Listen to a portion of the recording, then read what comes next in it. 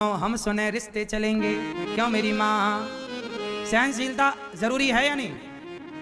भाई भाई में क्या, भाई भाई के रिश्ते आज वही अच्छे हैं जहां सहनशीलता है। भाई ने कुछ कह दिया, हमने अरे भाई है कोई बात नहीं, यदि सह गए तो भाई के रिश्ते रह गए, और यदि नहीं सहे तो भाई के रिश्ते कोर्ट कचहरी पहुंच जाते हैं। क्यों जी, बात सही है? जेठानी देवरानी सह गई तो रिश्ते अच्छे हैं, और नहीं सही तो अलग अलग हो गई। उसकी बेटी के ब्याह में वो नहीं जा रही है, उसकी बेटी के ब्याह में वो नहीं जा रही है। आज सगी जेठानी अपनी देवरानी के घर नहीं जाती बेटी के ब्याह में, सगी देवरानी जेठानी नहीं आती उसके घर में देवरानी। क्यों? क्योंकि आप लोगों ने इतनी बड़ी डिग्रियां तो पाई। कहते हैं फैक्ट्री चलाना आसान है, बिजनेस चलाना, बिजनेस करना आसान है। भारत दुनिया का सबसे बड़ा आदमी है बिल गेट्स। दुनिया का सबसे बड़ा आदमी, भैया सुनो, दुनिया का सबसे बड़ा आदमी बिल गेट्स है।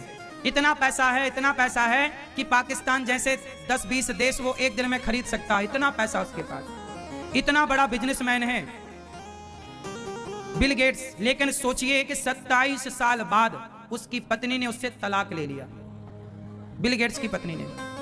क्यों?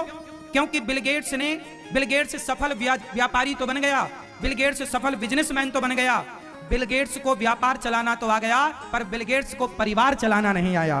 जरूरी नहीं है कि जो अच्छा व्यापार चलाए वो परिवार को अच्छे से चलाए। व्यापार चलाना अलग बात है और परिवार चलाना अलग बात है। और मेरा मानना है कि सफल व्यक्ति वो नहीं जो अच्छा व्यापार चलाए, सफल व्यक्ति वो है जो अच्छा परिवार चलाए। बताइए सफल आप किसे मानते हैं? अच्छा व्यापार चलाने वाले को कि अच्छा परिवार चलाने वाले को? जोर से। अच्छा अच्छा अच्छा परिवार, अच्छा परिवार चलाने वाला सफल है। मेरा मानना है कि मरने के बाद रोना नहीं चाहिए। जीते जी व्यक्ति जब तक है उसका आदर सम्मान करके खुशी खुशी रहना चाहिए। क्यों भैया? माँ जिंदा है, बेटा पानी नहीं पिला रहा है, माँ जिंदा है, बेटा रोटी नहीं दे रहा है, मर गई तो फोटो को माला पहना रहा, रो रहा माँ माँ माँ। ये तुम ढोंग अच्छा से कर रहे हो। सास जिंदा होती है, बहू गिलास भर पानी नहीं देती, और सास मर जाए तो बहू फ्रंट में बैठ के रोती है। फिर कई बहुएं तो रोती रोती बेहोश हो जाती हैं। ये वही बहुएं हैं, सास जिंदा थी पानी नहीं पिलाया, मर गई तो देखो बेहोश हो रही है। भगवान सब देख रहे हैं।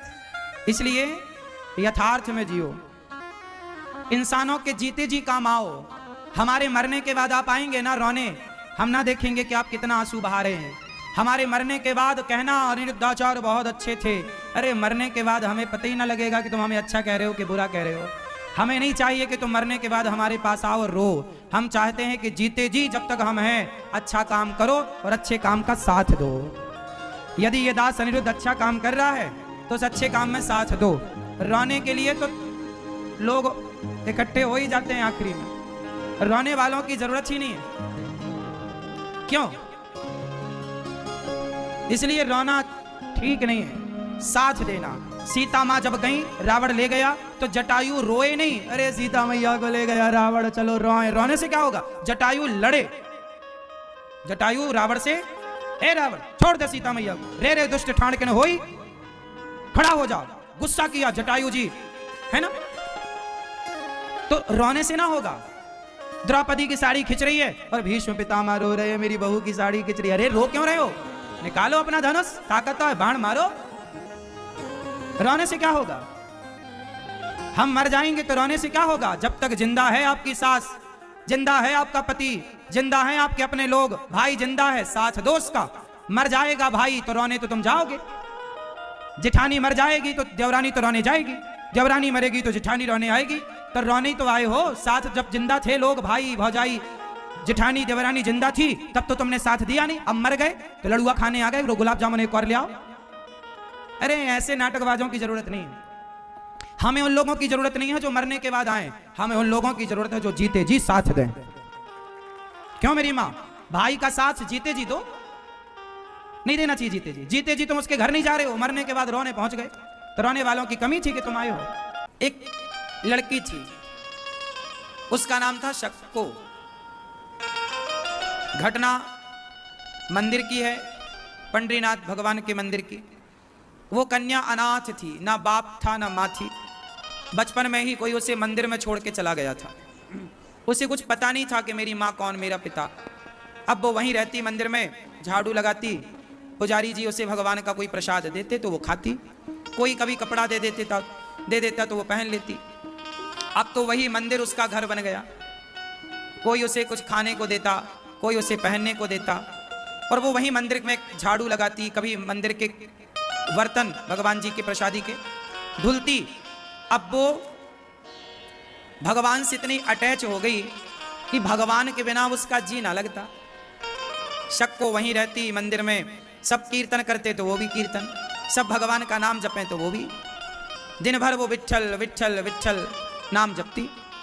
एक दिन क्या हुआ कि पुजारी जी ने कहा कि बेटा अब तुम बड़ी हो गई हो, जवान हो गई हो, सयानी हो गई हो, ऐसा करो तुम कहो तो हम तुम्हारे लिए एक लड़का ढूंढ लाएं और तुम्हारा विवाह कर दें। अब मंदिर में जितने पुजारी जी थे उन्होंने देखा कि ये तो देखो बचपन से देख रहे हैं, ये हम सबकी अब बेटी है, एक काम करो कि अब इसका विवाह कर दो। लड़की से पूछा कि तुम्हारा विवाह करें, तो उसने मना कर दिया कि हम विवाह नहीं करना चाहते। पर उन पुजारियों को लगा कि हर लड़की यही कहती है कि हमें विवाह नहीं करना। एक अच्छे खानदान को, एक अच्छे समाज के अच्छे पढ़े लिखे परिवार के लड़के को पुजारियों ने ढूंढा, उन्हें भी लड़की पसंद आई। अब पुजारियों ने उस लड़की को अपनी बेटी की तरह सबने मिलजुल के रखा और समय आने पर उसका विवाह कर दिया। वो ससुराल गई, पर वो तो रोज मंदिर में जाने की आदी थी, पूजा करने की आदी। ससुराल में बिल्कुल परिवार अपोजिट, कोई पूजा नहीं करता, कोई मंदिर नहीं जाता, कोई नाम नहीं जपता, पर वो तो वहीं बैठी बैठी ससुराल में और पंडरीनाथ जी के दर्शन करती भाव से। रोज भगवान का नाम जपे, कीर्तन करे, कथा आसपास कहीं हो और जाए तो सास पकड़ के ले आए, बहू क्या कर रही हो, घर से बाहर मत निकलो। अब घर वालों ने इतनी पाबंदी लगाई उसके कथा कीर्तन में कि वो घर पे ही रहने लग गई। बेचारी रोती, हे पंडरीनाथ जी, हे विट्ठलनाथ जी, कौन सा पाप हुआ हमसे कि आपने अपना दर्शन छीन लिया, हे प्रभु अपना दर्शन दे दो। वो बेचारी तड़पने लगी भगवान के दर्शन के लिए। महीनों बीत गए, साल बीत गए, ससुराल वालों ने खूब काम कराया, निकलने नहीं दिया। सास मारती, कभी पति भी मारता, बहुत अच्छे दिन नहीं थे उसके। समय उसका बिल्कुल गलत सा हो गया, बिगड़ गया, लेकिन उसकी श्रद्धा में कोई प्रभाव ना पड़ता।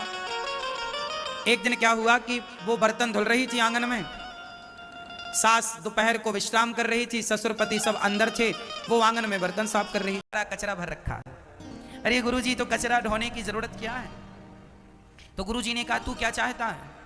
गुरुजी इसमें जो भरा है यदि मतलब का ना हो तो मैं इसे फेंक दूं। गुरुजी ने कहा तेरी मर्जी, तू लेके चल रहा है, तुझे फेंकना है फेंक दे, और लेके चलना है तो लेके चल। ना गुरुजी मैं थक गया हूं, अब लेके चला नहीं जाएगा। वो पूरा सामान जो व्यर्थ का भरा था उसने पूरा सामान फेंक दिया, और जब फेंका तो अंगड़ाई लेता हुआ बोला गुरुजी आनंद आ गया। गुरुजी बोले बेटा मिल गए भगवान, चल वापिस। अरे गुरुजी कहां भगवान? गुरुजी ने कहा अभी तुझे क्या आया? आनंद आया। तो इसके पहले आनंद क्यों नहीं आया? बोले मेरे सिर पर यह झोला रखा था व्यर्थ का, इसलिए आनंद नहीं आया। जब मैंने इसे फेंका अपने आप आनंद आ गया। आपके जीवन में भी जब तक आपके सिर पे परिवार की जिम्मेदारियों का बोझ होता है तब तक आपके जीवन में आनंद नहीं होता। इसलिए सारी जिम्मेदारियों को उठा के भगवान के चरणों में डाल दो, फिर देखो उसी दिन से आनंद ही आनंद होगा। आप लोग भी आनंदित नहीं रहते, आप लोग भी सुखी नहीं रहते। कारण क्या है? कारण सिर्फ इतना है कि आप लोग जबरदस्ती बोझा सिर पे लिए चल रहे हैं। आपने बोझा लिया है कि नहीं? काहे का बोझा? जिम्मेदारियों का बोझा। जैसे गधा ढोता रहता है ना, ऐसे हम लोग ढोते रहते हैं। अच्छा, आप लोगों के कंधे में बोझा है कि नहीं? इसलिए बोझा अपने कंधे में ना रखो, फिर कहां रखे महाराज? सब कुछ उठा के भगवान के चरणों में रख दो। जब भगवान के चरणों में रख दोगे तो फिर भगवान अपनी जिम्मेदारी से चलाएंगे। तुम जबरदस्ती क्यों अपने सिर पे रखे हो? भगवान तो एक उंगली से गोवर्धन को उठा लेते हैं। यदि पहाड़ को उठा सकते हैं तो क्या तुम्हारी छोटी सी जिम्मेदारी का पहाड़ भगवान नहीं उठा सकते? भगवान कहते हैं तुम दो अपना परिवार हमें, अर्थात तुम सब टेंशन हमें दे दो और तुम निश्चिंत हो जाओ। निश्चिंत होके अपना व्यापार करो, अपना बिजनेस करो, अपना कारोबार करो, परिवार का पालन करो, जिम्मेदारियां हम उठा लेंगे। तुम केवल अपना कर्तव्य करते रहो, कर्मण्येवादी कारस्ते, कर्म करते रहो, बाकी टेंशन मत लो। आप लोग टेंशन ले लेते महाराज जी, अब क्या होगा, अब क्या होगा, अब क्या होगा, अब वही होगा। हुई है सोए जो राम रचि राखा, को करि तर्क बढ़ावहि सा। अब क्या होगा?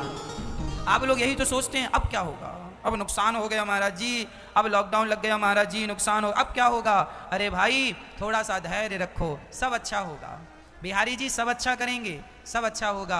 आज आप यदि पहले आप यदि लाख रुपए कमाते थे तो आप अब 2 लाख रुपए कमाएंगे। बस धैर्य रखिएगा, मेहनत जारी रखिएगा, ईश्वर पर विश्वास और अपनी मेहनत, आपकी मेहनत और आपका ईश्वर के प्रति विश्वास, ये 2 चीजें आपको सफल बनाती हैं। यदि विश्वास डगमगाया तो मेहनत कितनी भी कर लो व्यक्ति सफल नहीं होता, पर मेहनत के साथ यदि भगवान के चरणों में विश्वास है तो कहते हैं कुछ काम मेहनत करती है, कुछ काम कृपा कर देती है।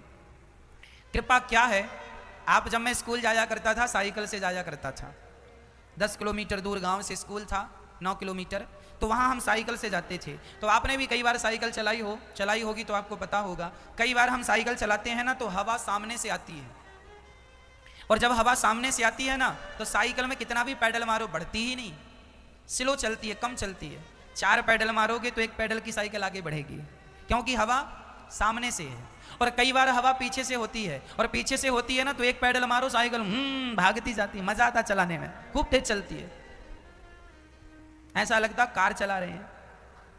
फिर हवा सामने से होती है साइकिल नहीं चलती, पीछे से होती है तो कम पैडल मारने में ज्यादा चलती है। उसी प्रकार जब ईश्वर आपसे नाराज होते हैं, अर्थात जब आप ईश्वर की शरणागति ग्रहण नहीं करते, जब आप भगवान को अपने आप को भगवान के चरणों में नहीं सौंपते, जब ईश्वर विपरीत होता है तो कितनी भी मेहनत करो कामयाबी नहीं मिलती। पर जब ईश्वर अनुकूल होते हैं तो ईश्वर अनुकूल होकर पीछे से धक्का लगाते हैं, हम थोड़ा पैडल मारते हैं साइकिल बहुत तेज चली जाती है। कुछ हमारी मेहनत है, कुछ ईश्वर की 50-50 है, 50 आपकी मेहनत और 50 ईश्वर की कृपा।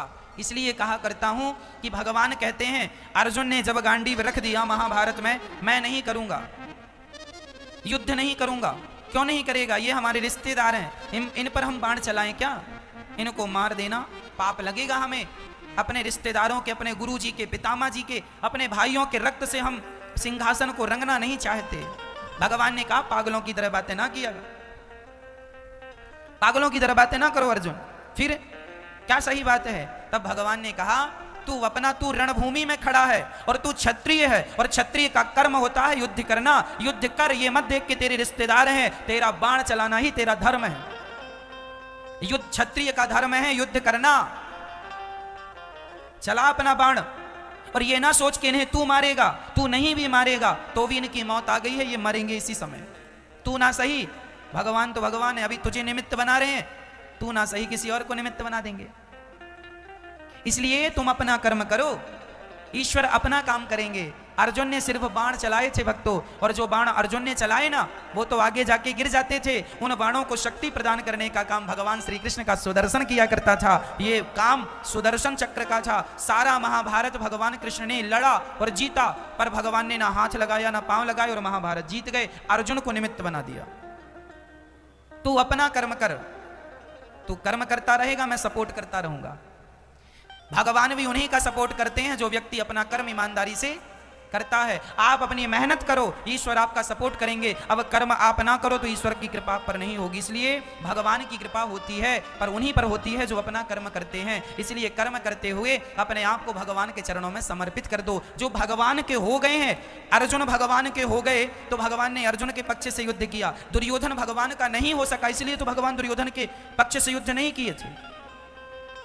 अब आप कहेंगे देखो भगवान की नजर में तो अर्जुन और दुर्योधन दोनों एक ही हैं, क्योंकि भगवान तो त्वमेव माता च पिता, भगवान तो सबके माता पिता हैं। भगवान थोड़ी पक्षपाती होते हैं, लेकिन भगवान पक्षपाती नहीं होते। पर यह भी सत्य है कि भगवान अपने भक्तों का पक्ष लेते हैं। जो दुर्योधन भगवान को मारने के लिए खड़ा हो गया था, जब भगवान शांति दूत बन के गए कि महाभारत ना हो, इसके लिए पांडवों को 5 गांव दे दो, तो दुर्योधन भगवान को बंदी बनाने को खड़ा हो गया, मैं तुम्हें बंदी बनाऊंगा।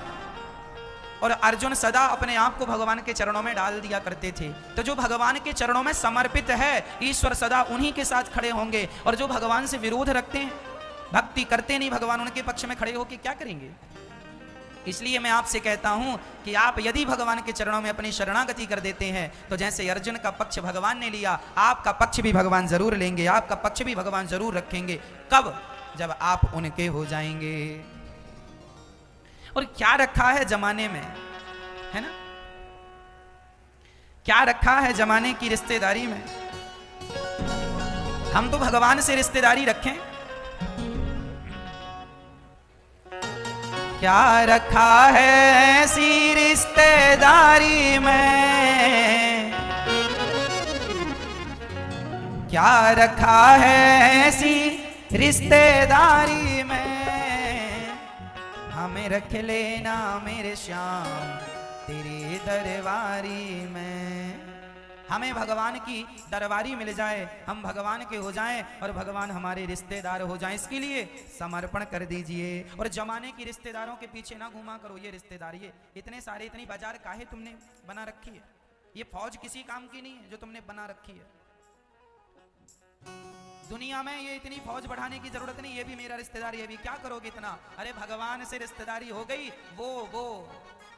वो रीझ गए तो दुनिया को रिझाने की जरूरत नहीं है। और सारी दुनिया को रिझा लो और वो ना रिझे तो सबको रिझा के भी क्या करोगे? इसलिए दोनों हाथ उठाओ और कहो कि मेरे रिश्तेदार तो केवल श्री कृष्ण हैं।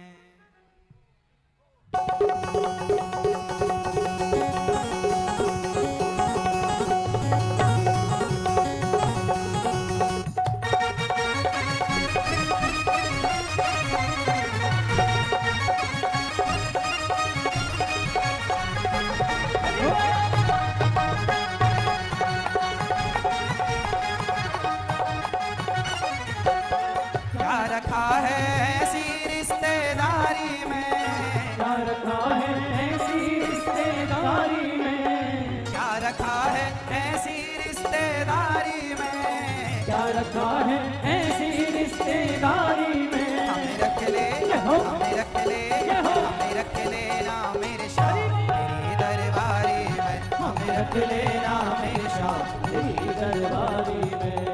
क्या रखा है ऐसी रिश्तेदारी में, क्या रखा है ऐसी रिश्तेदारी में, हमें रख ले, हमें रख ले, हमें रख लेना मेरे श्याम तेरी दरबारी में, हमें रख लेना मेरे श्याम तेरी दरबारी में।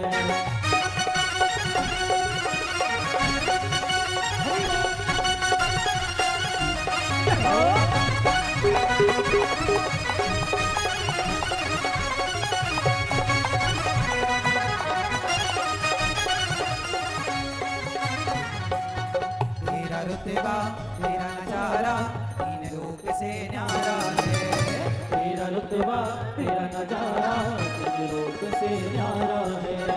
दिल भर मेरे तुम सा न कोई लगता मुझको प्यारा है, दिल भर मेरे तुम सा न कोई लगता मुझको प्यारा है।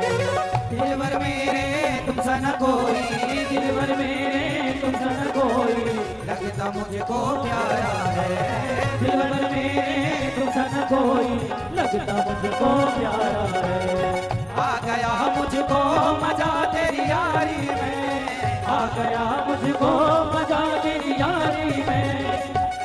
हो हमें रख ले, हमें रख ले, हमें रख लेना मेरे श्याम तेरी दरबारी में, हमें रख लेना मेरे श्याम तेरी दरबारी में। हे हरि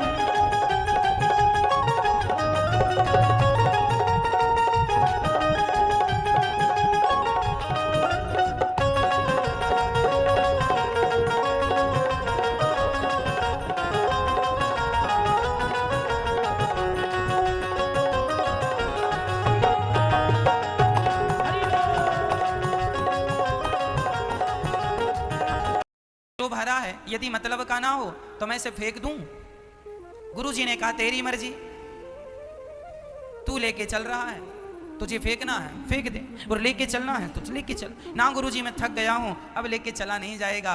वो पूरा सामान जो व्यर्थ का भरा था उसने पूरा सामान फेंक दिया, और जब फेंका तो अंगड़ाई लेता हुआ बोला गुरुजी आनंद आ गया। गुरुजी बोले बेटा मिल गए भगवान, चल वापस। अरे गुरुजी कहां भगवान? गुरुजी ने कहा अभी तुझे क्या आया? आनंद आया। तो इसके पहले आनंद क्यों नहीं आया? बोले मेरे सिर पर यह झोला रखा था व्यर्थ का, इसलिए आनंद नहीं आया। जब मैंने इसे फेंका अपने आप आनंद आ गया। आपके जीवन में भी जब तक आपके सिर पे परिवार की जिम्मेदारियों का बोझ होता है तब तक आपके जीवन में आनंद नहीं होता। इसलिए सारी जिम्मेदारियों को उठा के भगवान के चरणों में डाल दो, फिर देखो उसी दिन से आनंद ही आनंद होगा। आप लोग भी आनंदित नहीं रहते, आप लोग भी सुखी नहीं रहते। कारण क्या है? कारण सिर्फ इतना है कि आप लोग जबरदस्ती बोझा सिर पे लिए चल रहे हैं। आपने बोझा लिया है कि नहीं? काहे का बोझा? जिम्मेदारियों का बोझा। जैसे गधा ढोता रहता है ना, ऐसे हम लोग ढोते रहते हैं। अच्छा, आप लोगों की कंधे में बोझा है कि नहीं? इसलिए बोझा अपने कंधे में ना रखो। फिर कहां रखे महाराज? सब कुछ उठा के भगवान के चरणों में रख दो।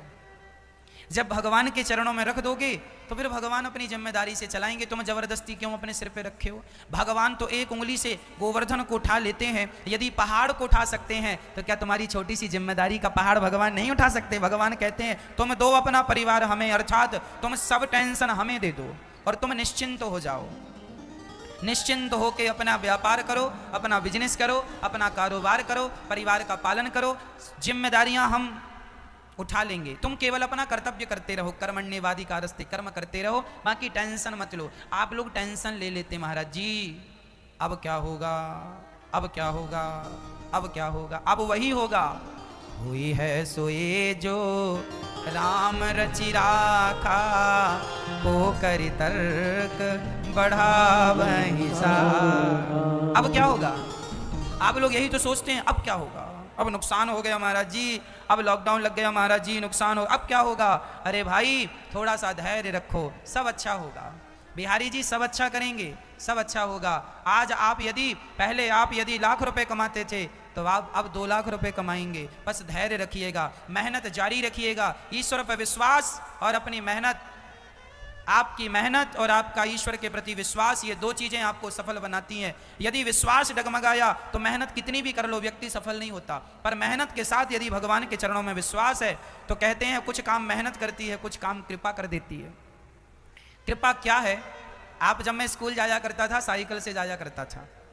10 किलोमीटर दूर गांव से स्कूल था, 9 किलोमीटर, तो वहाँ हम साइकिल से जाते थे। तो आपने भी कई बार साइकिल चलाई होगी तो आपको पता होगा। कई बार हम साइकिल चलाते हैं ना तो हवा सामने से आती है, और जब हवा सामने से आती है ना तो साइकिल में कितना भी पैडल मारो बढ़ती ही नहीं, स्लो चलती है, कम चलती है।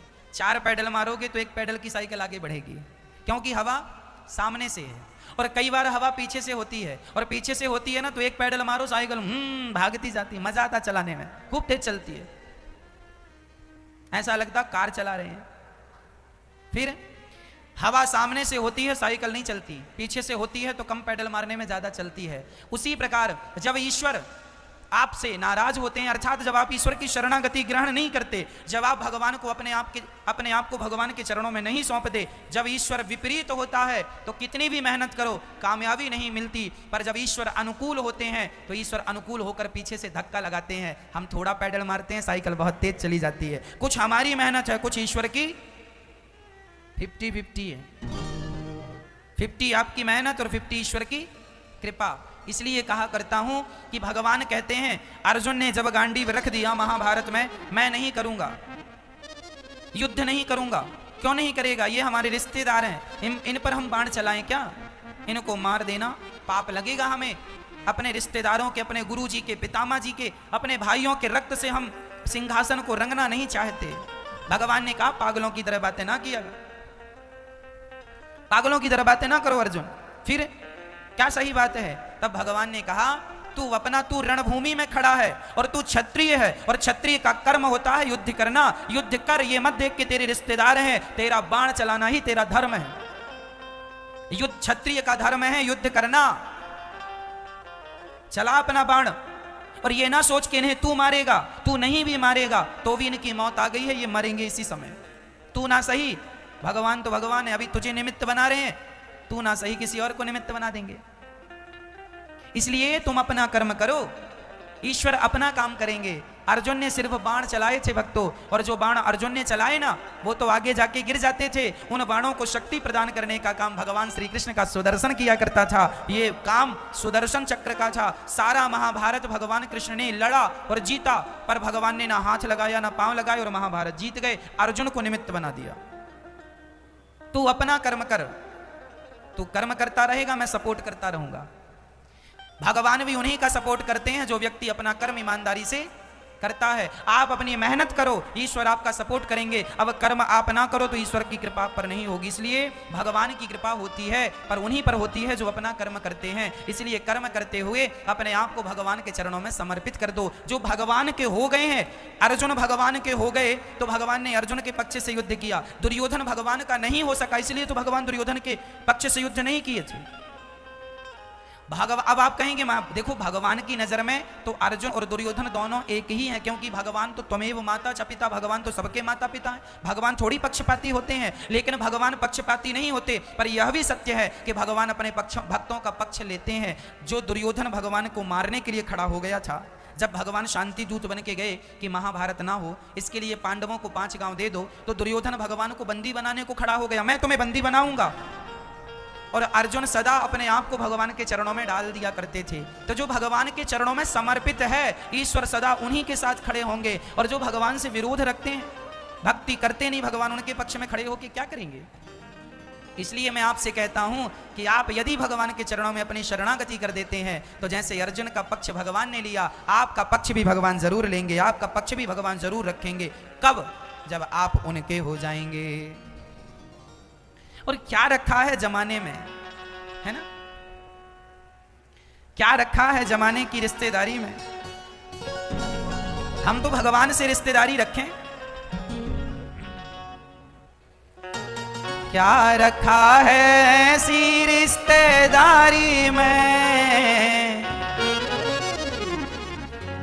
क्या रखा है ऐसी रिश्तेदारी में, हमें रख लेना मेरे श्याम तेरी दरबारी में। हमें भगवान की दरबारी मिल जाए, हम भगवान के हो जाएं और भगवान हमारे रिश्तेदार हो जाएं, इसके लिए समर्पण कर दीजिए। और जमाने की रिश्तेदारों के पीछे ना घूमा करो। ये रिश्तेदार, ये इतने सारे, इतनी बाजार काहे तुमने बना रखी है। ये फौज किसी काम की नहीं है जो तुमने बना रखी है। दुनिया में ये इतनी फौज बढ़ाने की जरूरत नहीं। ये भी मेरा रिश्तेदार, ये भी क्या करोगे इतना। अरे भगवान से रिश्तेदारी हो गई, वो रीझ गए तो दुनिया को रिझाने की जरूरत नहीं है। और सारी दुनिया को रिझा लो और वो ना रीझे तो सबको रिझा के भी क्या करोगे। इसलिए दोनों हाथ उठाओ और कहो कि मेरे रिश्तेदार तो केवल श्री कृष्ण हैं।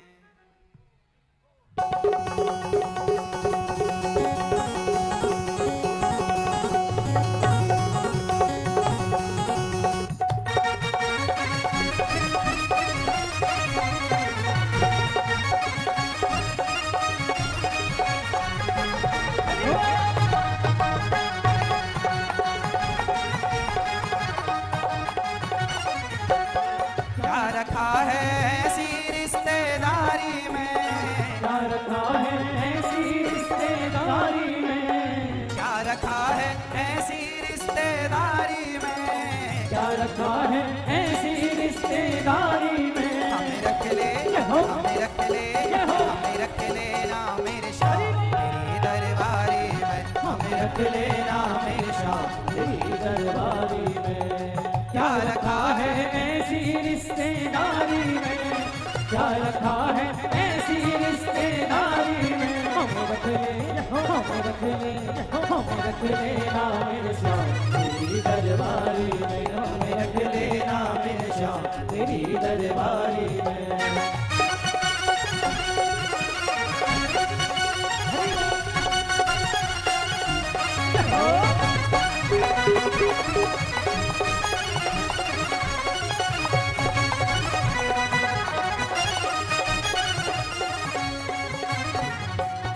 तेरा रुतबा तेरा नजारा तीन लोक से न्यारा है। तेरा रुतबा तेरा नजारा तीन लोक से न्यारा है। दिल भर मेरे तुम सन कोई लगता मुझको प्यारा है। दिलवर मेरे तुमसा न कोई लगता मुझको प्यारा है। दिलवर मेरे तुमसा न कोई, दिलवर मेरे तुमसा न कोई लगता मुझको प्यारा है। दिलवर मेरे तुमसा न कोई लगता मुझको प्यारा है। आ गया मुझको मजा तेरी यारी में, आ गया मुझको मजा तेरी यारी में। हो हमें रख ले, हमें रख ले, हमें रख लेना मेरे शाह तेरी दरबारी में। हो हमें रख लेना मेरे शाह तेरी दरबारी में। हे हरि